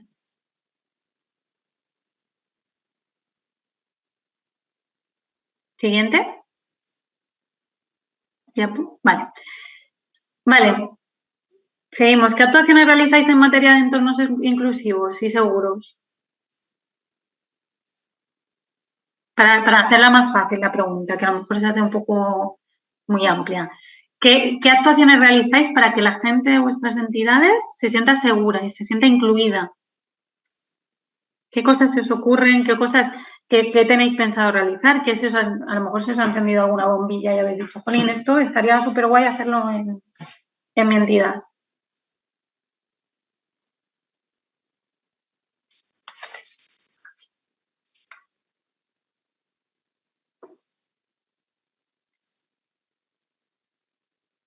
Vale, muy guay, sí. Efectivamente, preguntas en la encuesta de satisfacción, ¿no? Entiendo preguntas de satisfacción, por ejemplo, o de seguridad, ¿no, Mavi?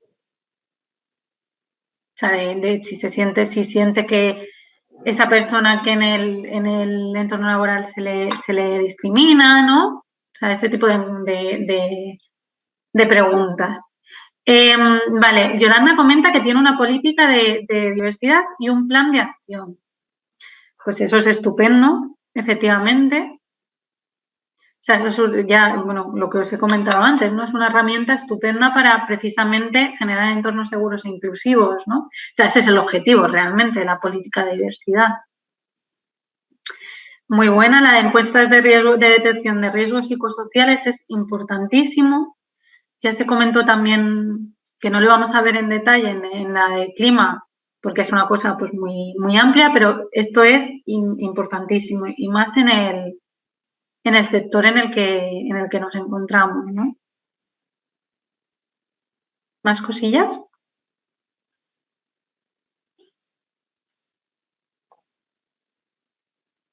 ¿Se os ocurra?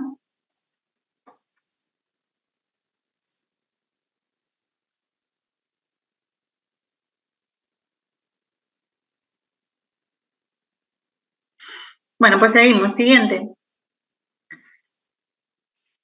Detección de puntos críticos. ¿A qué te refieres, Mavi?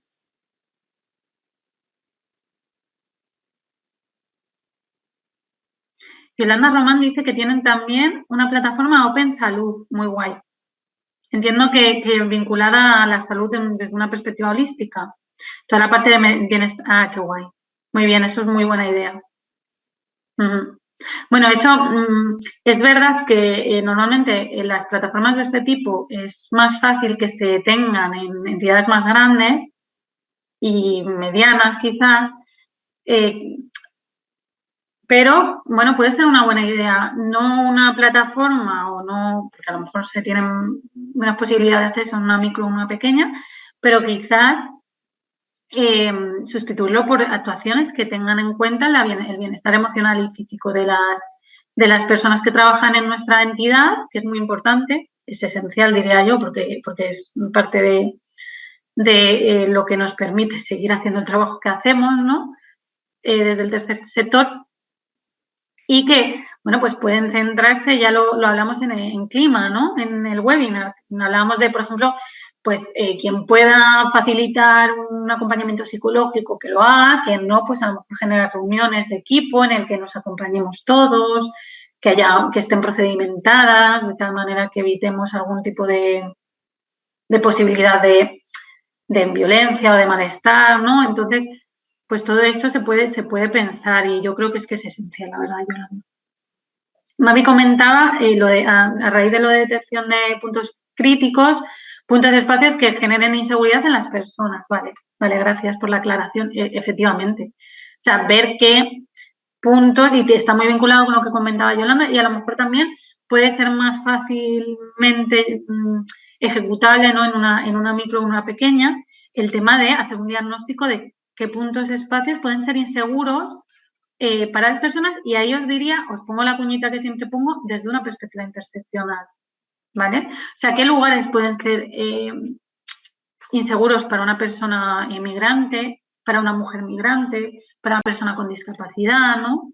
¿Qué puntos o espacios pueden generar inseguridad si soy una mujer y que trabaja acompañando a mujeres que ejercen la prostitución, ¿no? O sea, todas estas cuestiones es importantísimo, vamos, es clave tenerlo en cuenta, y si puede ser procedimental para evitar que se produzcan esas situaciones de inseguridad. O sea, yo os diría que es fundamental.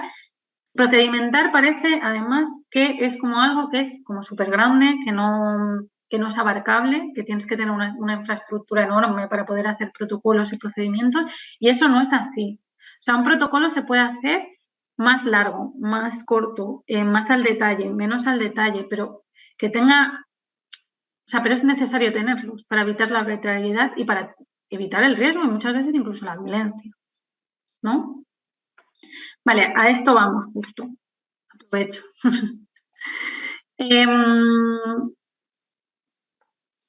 Para creación de entornos inclusivos, igualitarios y libres de acoso, pues os proponemos el diseño de aplicación de políticas y procedimientos inclusivos. Ya hemos hablado, pues Yolanda comentaba lo de que tenían un plan de diversidad. Bueno, pues el plan DEI, el plan de igualdad LGTBIQ+, el plan de igualdad, etcétera, ¿vale? Luego, por otro lado, protocolos claros y accesibles de prevención y actuación frente al acoso discriminatorio. En este sentido, os recomiendo que incluyan mecanismos confidenciales, medidas de protección, acompañamiento psicológico, sanciones, mecanismos de sustitución y canales de denuncia, ¿vale? Todo esto está incorporado en los manuales del Instituto de las Mujeres del protocolo, o sea, del protocolo para la prevención del acoso sexual y el acoso por razón de sexo, ¿vale? Y otras conductas contrarias a la libertad sexual. Podemos coger este manual y adaptarlo a otro tipo de acosos discriminatorios, ¿vale? Porque es verdad que para mí es un manual que está bastante completo, se puede adaptar a la situación específica de cada entidad. Son 2 manuales, ¿vale? Para las que tienen plan de igualdad y para las que no, para las entidades y empresas que tienen plan de igualdad y las que no. Pero nos puede servir y simplemente es adaptarlo, incluyendo otros tipos de acoso, incluso el protocolo obligatorio contra el acoso LGTB, contra personas LGTBI, perdón, también puede ser adaptado, o sea, considerar este y adaptarlo, incluyendo otros tipos de acoso discriminatorio, como puede ser por orientación sexual, identidad de género, etcétera. Luego, formación obligatoria y continua en enfoque de diversidad, perspectiva interseccional, igualdad de trato y prevención del acoso para todo el personal. En este sentido, volvemos a lo de antes. Si no tengo capacidad para contratar, o bien busco formaciones gratuitas que las hay, o bien utilizo personal propio, porque esto es importante, pero siempre que forme parte de su jornada laboral y que sea, en el caso de que no, que sea reconocido o compensado con horas libres o con dinero, vaya, pagando las horas extra, ¿vale? Luego, compromiso organizacional explícito desde la dirección y coordinación desde la dirección o coordinación de la entidad sobre el tema de la diversidad, ¿vale? ¿Cómo lo podemos hacer? Pues recordarlo siempre que se tenga oportunidad en eventos, email, bueno, y que aplique, vaya. O sea, quiero decir, siempre que se tenga oportunidad y que aplique. A través de emails, a través de reuniones, a través de los eventos a los que nos inviten, a través del pie de email, por ejemplo, podemos hacer un banner, ¿no? Esto es, pues, diferentes formas, a través de trípticos, a través de campañas, lo que queráis, según las capacidades que tenga vuestra entidad, ¿vale? Luego, acciones de sensibilización que sean periódicas. A través de pues la conmemoración de efemérides, por ejemplo. Pero ya no solo de eso, ¿vale? O sea, también podemos buscar aquello que sea de aplicación en nuestra entidad y sobre todo que sea de aplicación en la comunidad donde residimos, porque evidentemente pues conmemorar todas las efemérides de diversidad a lo mejor se nos hace un poco inabarcable. Pero a lo mejor sí que tiene sentido que conmemoremos determinadas cosas o sea, que sean acorde a la misión y visión de nuestra entidad y con conmemorar me refiero a campañas o a eventos o a actividades, lo que queramos hacer, ¿vale? Pues eso, que sean que acordes a la misión y visión de nuestra entidad, pero también puede ser que tenga sentido por la comunidad en la que realizamos nuestro trabajo, ¿no? También para otorgar a esto un poquito de visión también comunitaria, ¿no? Y que tenga, pues, de alguna manera ese sentido de pertenecer a una comunidad, ¿no? A un entorno. Vale, siguiente. Luego también es interesante la creación de grupos específicos o espacios seguros de escucha y diálogo, ¿vale? Con reuniones periódicas, con grupos de afinidad, con comités de igualdad, con encuentros, ¿no? Para reflexionar sobre estas cuestiones, que puede ser interesante. Luego volvemos a lo de antes, lenguaje inclusivo y accesible, con lectura fácil, a través de los canales internos y externos, por ejemplo. En este sentido, os recomendamos una guía que es de Social Co, que a mí me encanta, porque empieza diciendo que esto no está escrito en papel y a mí eso me gusta un montón, porque creo que muchas veces el tema de los conceptos es una cosa que es interesante que tengamos en cuenta que no están escritos en piedra, que no es una cuestión de que esto es así, el género es esto y punto y final, ¿no? O sea, o yo qué sé, o la discapacidad o lo que sea, cualquier eje de desigualdad. Y que es importante que entendamos que hay determinados conceptos que sí que tienen, o sea, están en continuo debate a nivel social y que desde nuestra entidad tenemos que hacer una reflexión colectiva sobre este tipo de conceptos, sobre cómo utilizamos el lenguaje, sobre qué queremos proyectar, sobre cómo consideramos que podemos generar entornos más inclusivos, más respetuosos con los derechos humanos. O sea, toda esta reflexión teórica hay que hacerla y hay que hacerla en colectivo, ¿vale? Sobre todo si en aquellos casos de que las entidades, yo entiendo que en las entidades más grandes eso sea más complicado, pero en las pequeñas o en las micro es importante que haya esta reflexión, ¿vale? En todo caso, a mí me parece muy buena guía esta que os comento de Social Co, que además está adaptada al tema de las entidades, ¿no? De las ONGs, y además tiene un mogollón de plantillas y recursos en materia de comunicación, o sea, aparte de la guía, tiene Social Co bastantes materiales y recursos que yo creo que pueden ser útiles, ¿vale? También el tema de la evaluación periódica del clima laboral y la percepción de la inclusión, esto es muy interesante, a través de encuestas anónimas, de entrevistas, por ejemplo, también, o de una cosa que se llaman los relief maps, que luego os voy a explicar, ¿vale? Que son interesantes. Luego, el tema de la adaptación de los espacios de trabajo para asegurar la accesibilidad física, tecnológica y las condiciones adecuadas, ¿no? Para todas las personas. Y luego el reconocimiento institucional de buenas prácticas que se estén dando en la entidad, ¿no? Y que sean ejemplos de convivencia, de cooperación, de respeto, de valoración positiva de la diversidad, todo esto, ¿vale? Vale, siguiente, por fin. Vale, ¿qué actuaciones lleváis a cabo para medir el seguimiento? O cualquier otra cosa que queráis comentar.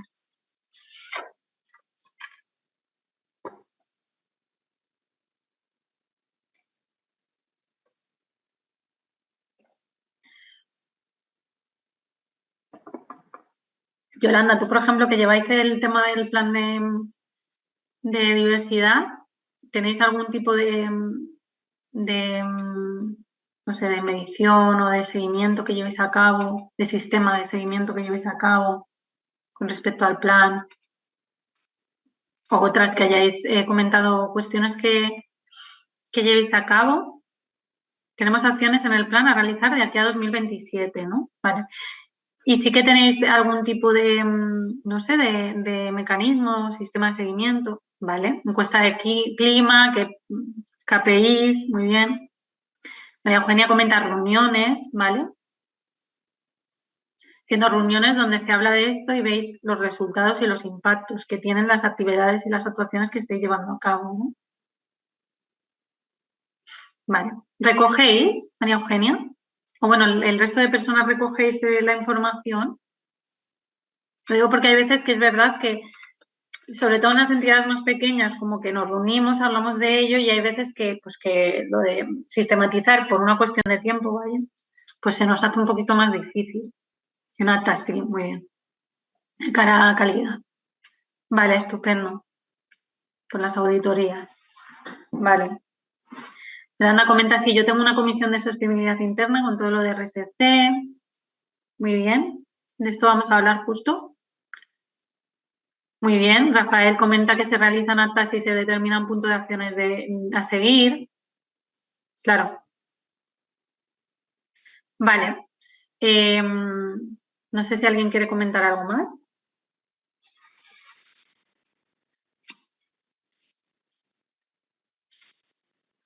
Vale, pues siguiente, y así ya pasamos esta parte y dejamos un espacio para preguntas.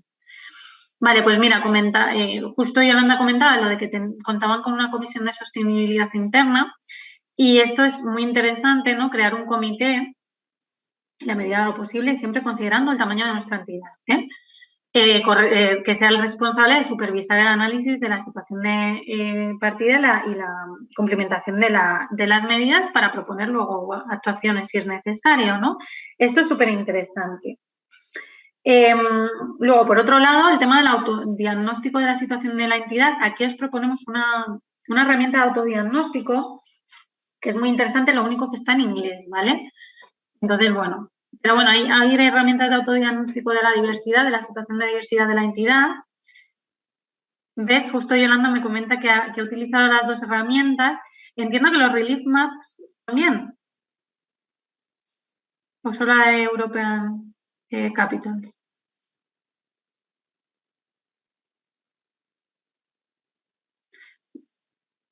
Ah, vale.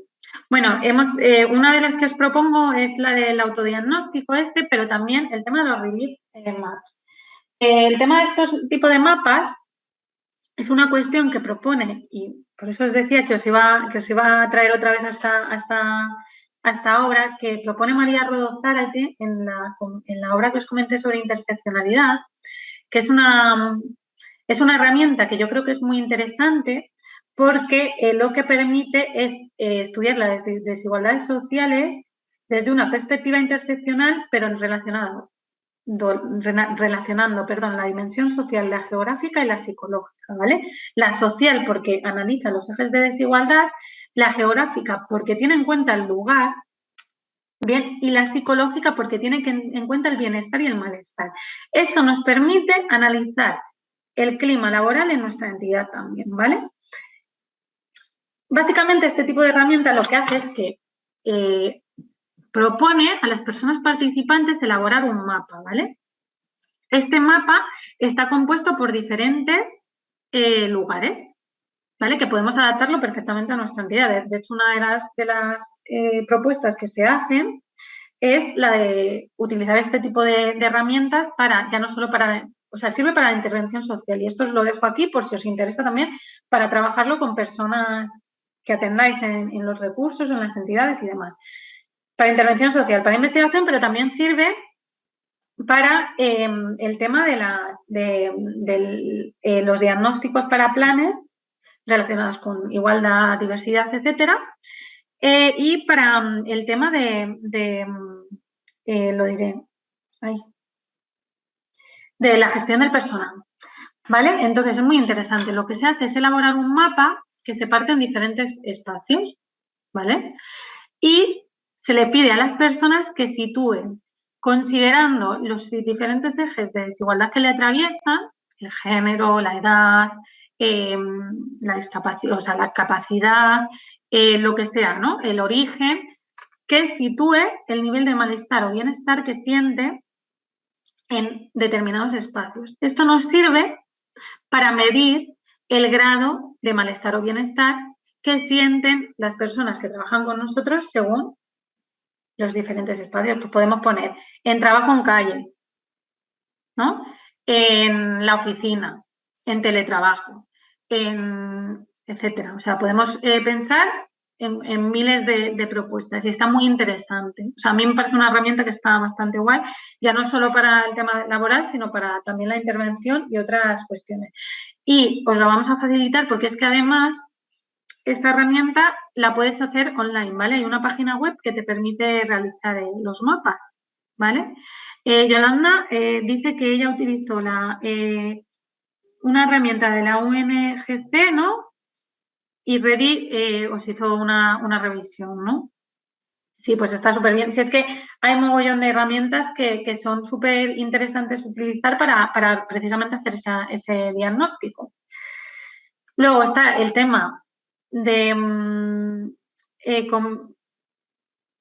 Vale, entiendo que eso ha sido... Vale. Bueno, luego está el tema de la definición de los indicadores.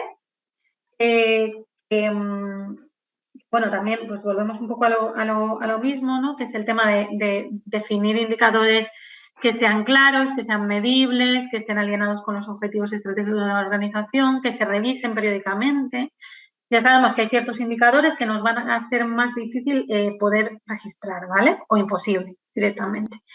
Pero bueno, es importante que hagamos ese proceso de reflexión de qué vamos a registrar, que veamos cómo lo vamos a registrar siempre manteniendo la confidencialidad y además siendo conscientes de que hay cosas que no podemos registrar y cuáles son nuestros objetivos, porque a lo mejor nuestros objetivos no es registrarlo, a lo mejor yo no necesito registrarlo para generar esos ambientes inclusivos, a lo mejor lo que tengo que recoger es indicadores de percepción del personal, ¿no? O a lo mejor tengo que recoger otro tipo de indicadores, ¿no? Bueno, pues todo eso hay que hacer un proceso de reflexión. Yo lo que os propongo es que con respecto a qué vamos a estudiar, o sea, si vamos a incorporar ejes de desigualdad, es decir, género, discapacidad, origen, origen étnico, lo que sea, ¿vale? Situación administrativa, lo que sea, siempre partamos de la base de que todo es relevante, ¿vale? Y que el objetivo es, o sea, partimos de la base de que todos los ejes de desigualdad son relevantes y vamos prescindiendo, atendiendo al contexto y a la situación de nuestra entidad, ¿vale? Porque si no, es posible que se activen los sesgos. Si partimos desde atrás hacia adelante, es posible que acabe por no poner cosas que son pertinentes porque mis sesgos están funcionando, ¿vale? Venga, ya la última. Siguiente, por fin. Vale, ya. Elaboración de informes de seguimiento, asegurando, y esto es muy importante, que los resultados se traduzcan en medidas correctoras concretas, ¿vale?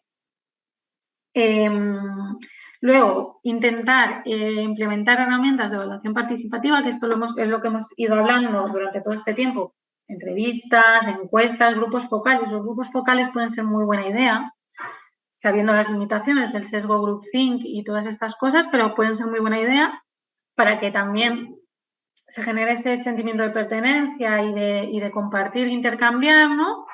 Y luego, el tema de la revisión anual de resultados. Para ello hay que intentar haber elaborado un sistema de indicadores bueno, porque si no, no podemos hacer esta revisión, igual que no podemos hacer un buen informe de seguimiento.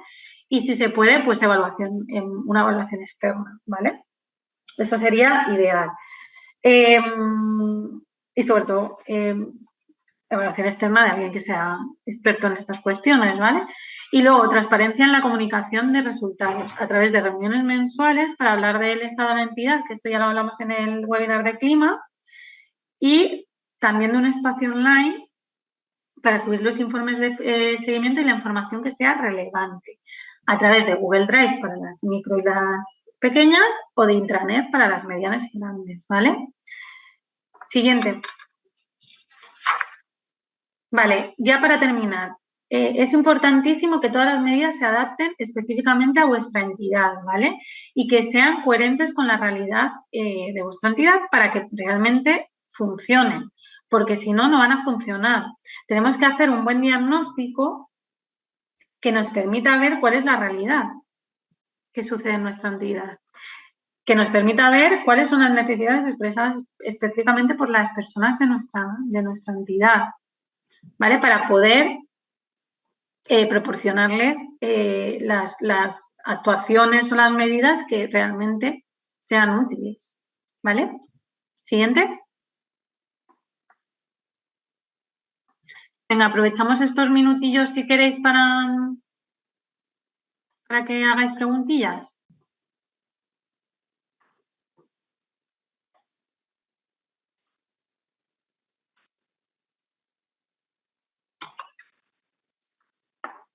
Si hay alguna pregunta.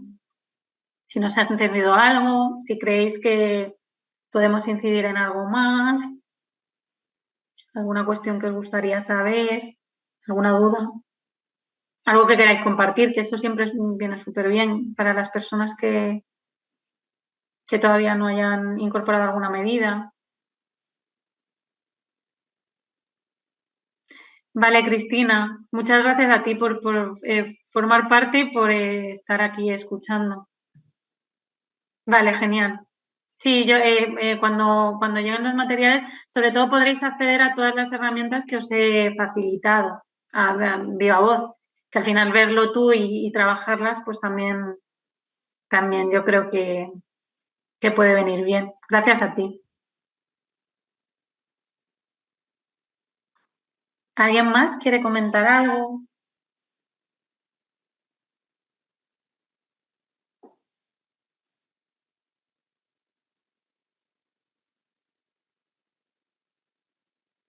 ¿Una cuestión? Aprovechando ahí los 2 minutillos que quedan. Gracias a vosotras.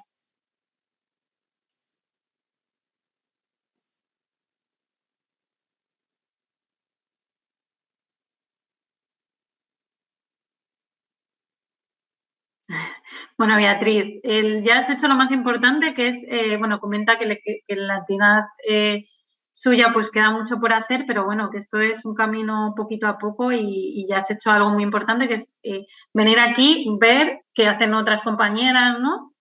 Y alguna propuestilla que yo espero que te lleves para poder trasladarla y ya está, así esto es poco a poco. Comenta Francisco Javier que todas estas cuestiones son necesarias e interesantes, que la dificultad es el tiempo que se requiere para su implantación y la dificultad de que el personal al ser atención directa no es fácil. Claro, efectivamente. O sea, el problema fundamental del tercer sector es la urgencia y el presentismo, ¿no? De que tenemos que solucionar ya, ¿no? Y que muchas veces no tenemos tiempo para sentarnos y pensar y procedimentar y sistematizar, y eso es una realidad que es lo que hay. Pero también es verdad que muchas veces nos quita trabajo, el sentarnos a procedimentar y a sistematizar y da más tranquilidad y retiene talento y todas estas cuestiones que hemos estado comentando durante todo este tiempo y que yo creo que son interesantes. María Isabel dice que todo ha estado claro, una reflexión. A veces algunas cosas son complejas implementarlas en entidades pequeñas, pero otras son más sencillas. Una entidad mediana o grande, a veces las decisiones de implementar algunos protocolos es más complejo. Efectivamente, sí. Yo creo que el final, por eso yo incorporaba esta última frase, ¿no? De que todo tiene que ser adaptado y coherente con la realidad de vuestra entidad, porque no se puede hacer todo. Es evidente que una entidad que tiene 4 personas no es una entidad que tiene 500, ¿no? Entonces no, hay que adaptarlo y hay que ver cuáles son las... Y también ir poco a poco, ¿no? Y viendo y probando y ver qué cosas sí que podemos hacer, qué cosas sí que tenemos tiempo para implementar, pero que sí que exista el compromiso, sobre todo porque a la larga ese compromiso es lo que hace que se retenga el talento, ¿no? Y que la gente esté a gusto y que se sienta segura, etcétera, ¿no? O sea, yo creo que esa cuestión es importante. O sea, que es importante sí que implantarlo, pero bueno, también un poco a nuestro ritmo y adaptándolo a nuestra entidad. Exacto, justo lo que dice Alejandrina, ¿no? Implicar al personal directivo y departamentos de gestión de personas, totalmente.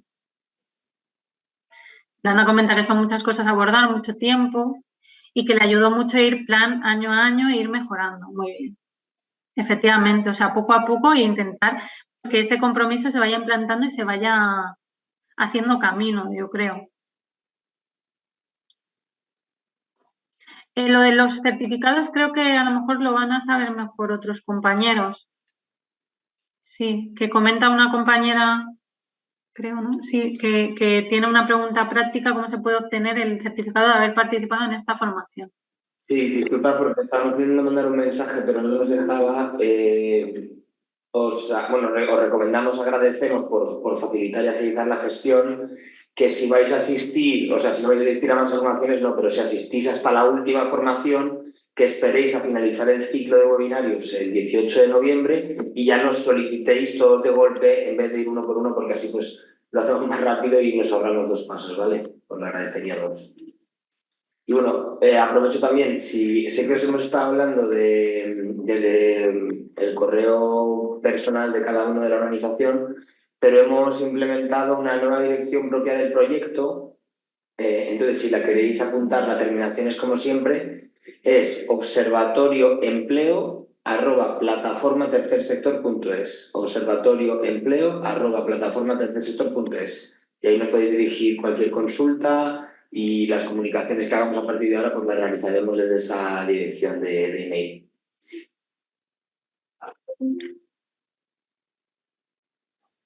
Vale, pues muchísimas gracias a todas por participar.